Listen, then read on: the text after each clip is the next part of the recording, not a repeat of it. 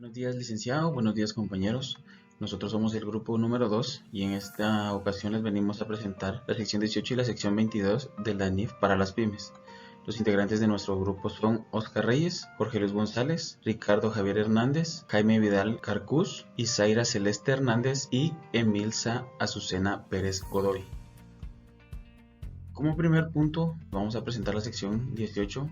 Tenemos el alcance. Esta sección se aplicará a la contabilización de todos los activos intangibles distintos de la plusvalía y activos intangibles mantenidos por una entidad para su venta en el curso ordinario de sus actividades.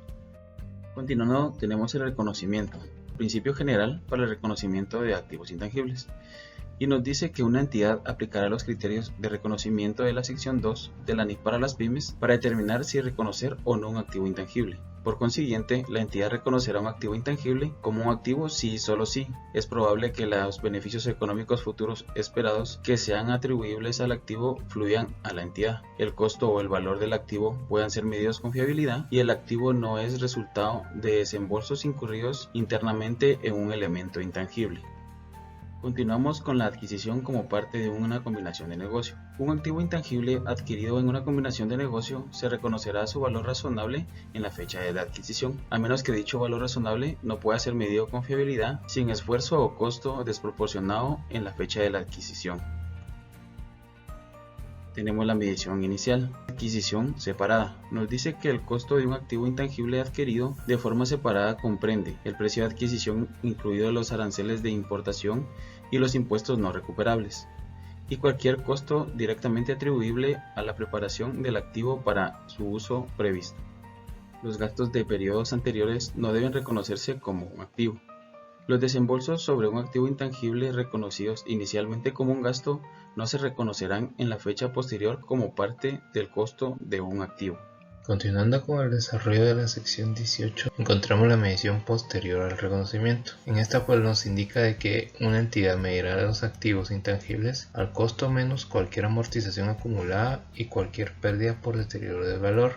Continuamos con lo que es la vida útil. La norma nos indica de que los activos intangibles tienen una vida útil finita, ¿verdad? También nos menciona que la vida útil de un activo intangible que surja de un derecho contractual o legal de otro tipo no excederá el periodo de esos derechos, pero este sí podría ser inferior, ¿verdad? También nos indica de que si la vida útil de un activo intangible no puede ser determinada de manera fiable, pues la entidad utilizará la base de la mejor estimación que ésta tenga, ¿verdad? Y aquí la norma sí le asigna una vida útil que dice que no podrá ser mayor de 10 años.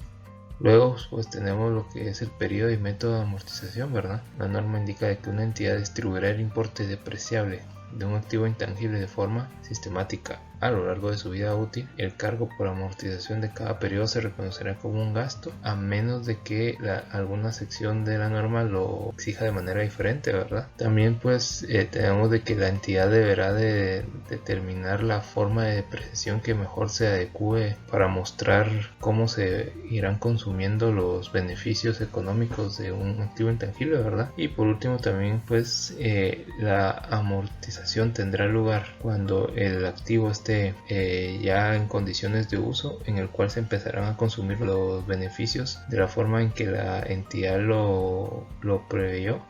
También tenemos lo que es el valor residual, ¿verdad? Una entidad asumirá que el valor residual de un activo es cero a menos de que exista un compromiso por parte de un tercero para comprar el activo al final de su vida útil, o bien existe un mercado activo para este activo, ¿verdad?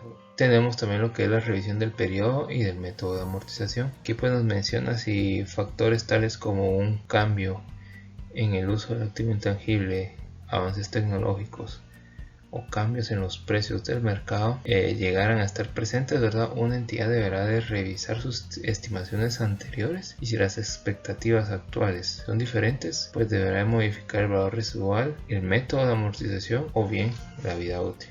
Recuperación del importe en libros. Pérdidas por deterioro de valor. Para determinar si se ha deteriorado el valor de un activo intangible, una entidad va a aplicar la sección 27. En esa sección se va a explicar cuándo y cómo va a proceder una entidad para revisar el importe en libros de sus activos y cuándo ha de reconocer o revertir una pérdida por deterioro de valor, determinando el importe recuperable del activo.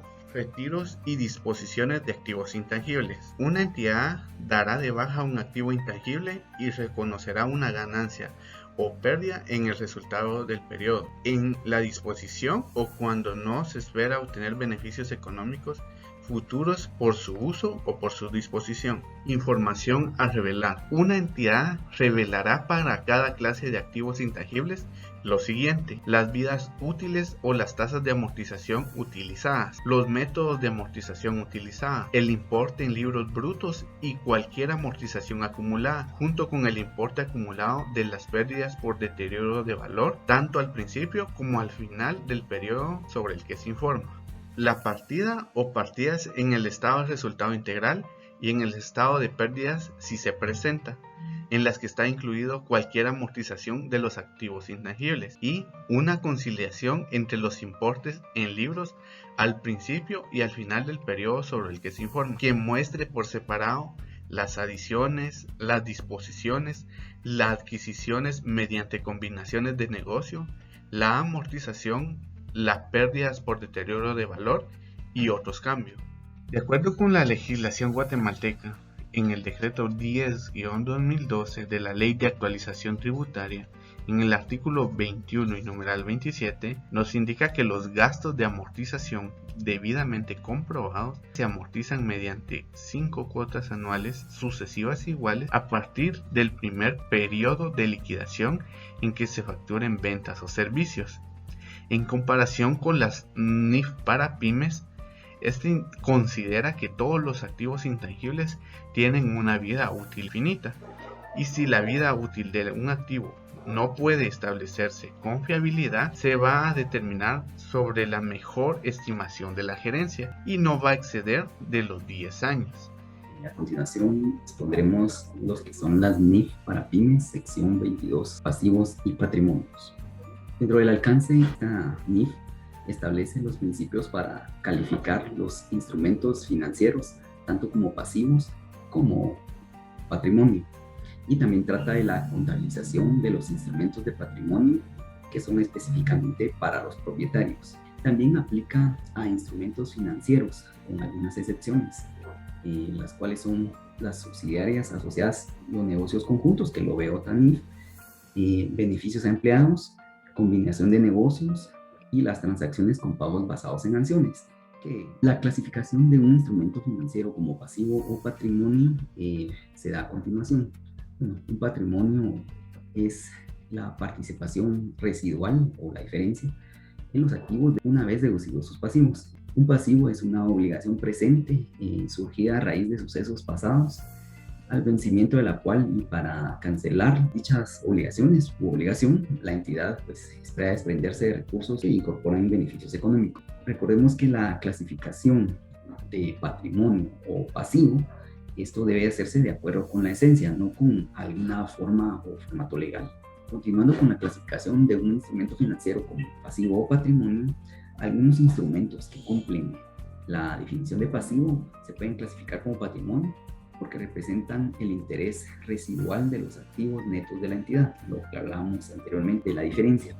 Ejemplos de estos instrumentos pueden ser importe máximo, techo y instrumento con opción a venta si el tenedor del instrumento recibe algún tipo de participación, o esta participación es un instrumento con opción de venta clasificado como patrimonio en la subsidiaria y como un pasivo en la controladora como tal.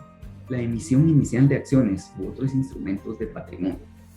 La entidad reconocería la emisión de acciones o de otros instrumentos de patrimonio como patrimonio tal cuando los emita y la otra parte ya tenga una obligación implícita de proporcionar efectivo o algún otro recurso a la entidad.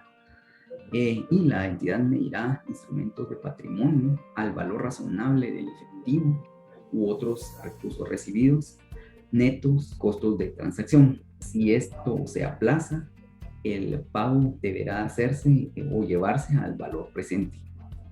Una entidad contabilizará los costos de la transacción del patrimonio como una deducción del patrimonio. Las leyes aplicables determinarán cómo se presenta en el estado de situación financiera y el incremento en el patrimonio que surge de emisión de acciones u otros instrumentos de patrimonio. Bueno, para la venta de opciones, derechos y certificados de opciones para comprar acciones, estos son otros instrumentos financieros, para que sea reconocido y contabilizado. Esto pues aplican los principios de las dos anteriores diapositivas.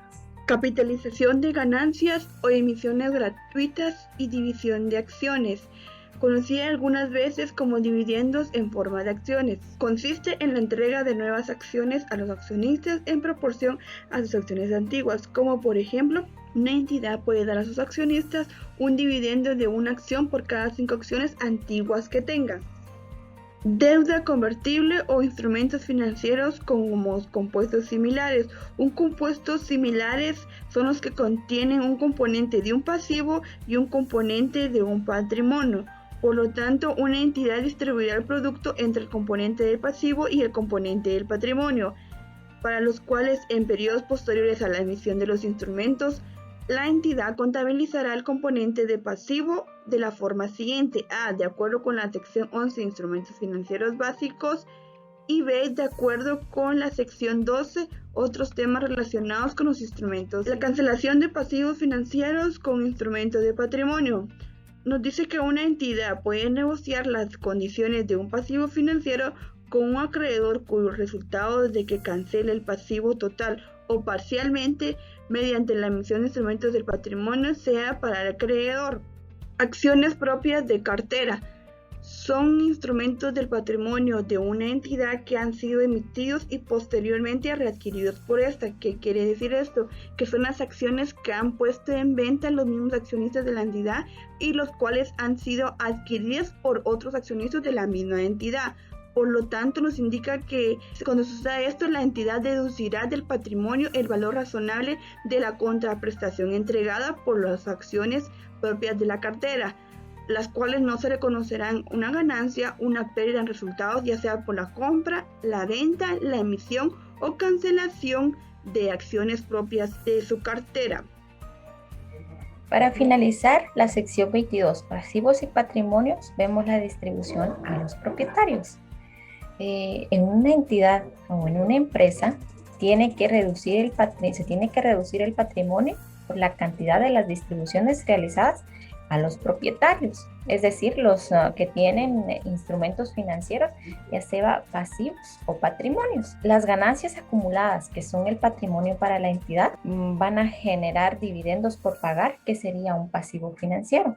En ocasiones una entidad también puede distribuir activos distintos al efectivo a los propietarios, es decir, de que pueden dar activos y no efectivo.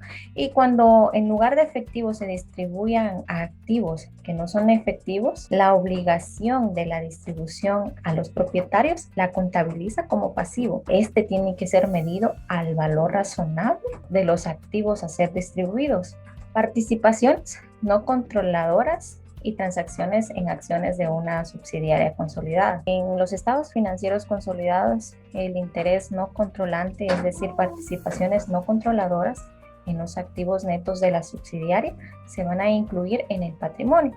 Además, no se debe dar lugar a una pérdida de control si es que tiene control sobre él. En la información a revelar, se debe de revelar si el valor razonable no se puede medir con fiabilidad cuando se trata de dar activos que no sean efectivos. De acuerdo con la legislación guatemalteca respecto al Código de Comercio, en el artículo 102, este nos va a indicar la emisión de títulos y nos va a indicar que se prohíbe a las sociedades anónimas emitir acciones por una suma menor de su valor nominal. En el artículo 111 nos habla de la adquisición de acciones. La sociedad solo puede adquirir sus propias acciones en caso de exclusión o separación de un socio, siempre que tenga utilidades acumuladas, y para el pago de dividendos lo especifica en el artículo 121, que son los cupones en las acciones, que nos indica que las acciones podrán llevar adheridos cupones que se desprenderán del título y se entregarán a la sociedad contra el pago de dividendos. Con respecto a la sección 22, la NIF Pymes indica que los pagos de dividendos se pueden realizar en forma dineraria y en forma no dineraria. Esta última debe hacerse determinando el valor razonable de los activos.